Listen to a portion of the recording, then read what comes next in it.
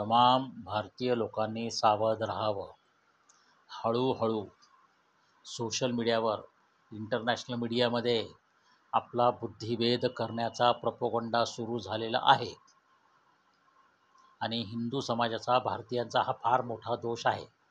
कारण आपल्याला डिबेट करायला आवडतं. भारतीय संस्कृती ही वादविवाद, संवाद, प्रतिवाद याच्यावर अवलंबून आहे आणि पाकिस्तानचा जो जिहादी माइंडसेट आहे तो सर तन से जुदा. डिबेट कुठे होते? इथून होते. एकदा मुंडकं छाटलं तर डिबेट होते का? त्यामुळे इस्लाम जो काही आला भारतामध्ये तर डिबेटवर जिंकलेला नाही, तलवारीवर जिंकलेला आहे. आणि भारतीय लोकांना डिबेट करायची सवय आहे.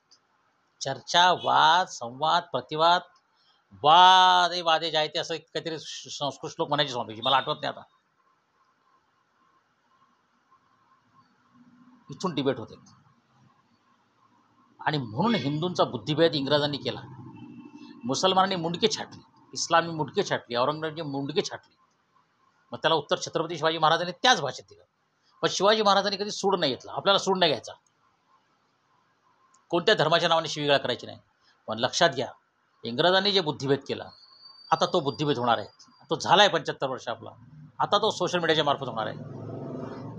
पाकिस्ताननी भारताला कसं हे केलं, विमानं कशी पाडली, मग बातम्या कशा खोट्या आहेत, मग सोशल मीडियाचा प्रोपगंडा, मग इंटरनॅशनल मीडियाचा प्रोपगंडा.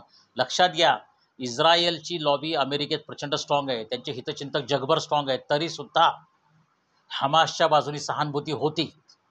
हमासने लहान मुलं महिला मारले, कत्लेआम केली, तरीसुद्धा हमासच्या बाजूने सहानुभूती होती. त्यामुळे पुढील काही काळामध्ये पाकिस्तानच्या बाजूने सहानुभूती वळविण्याचा प्रयत्न संपूर्ण जोरात होणार आहे आणि त्याच्यात भारतातल्या काही शक्ती आहेत. धार्मिक शक्ती वगैरे नाही म्हणत मी, आपलेच काही लोक आहेत, काही विकलेले आहेत, काहींचे आंतरराष्ट्रीय हितसंबंध आहेत, काही इन्फॉर्मर्स आहेत, काही स्लीपर सेल आहेत, व्हॉट्सअप ग्रुप तयार होत आहेत, सोशल मीडियावर सगळे न्यूज इर्दगिर्द फिरवला जात आहेत. भारतीय सैन्याचं मनोबल खच्ची करायचा प्रयत्न होईल. नरेंद्र मोदींवर पर्सनल अटॅक होईल. हे सुरू झालेलं आहे. We are living in a information and misinformation and disinformation, very twisted and very well package information. त्याच्यामुळे सावध राहा भारतीयांनो. कोणती माहिती नीट घ्या, फॉरवर्ड करू नका. प्रत्येक गोष्ट चेक करा. आपल्या देशासोबत, आपल्या नेत्यांसोबत, आपल्या सैन्यासोबत उभं राहा. ते जे काही करतील, त्याचे जे काही परिणाम होतील ते आपण भोगायला तयार आहोत. Do not gate trapped in misinformation, because this is information war also.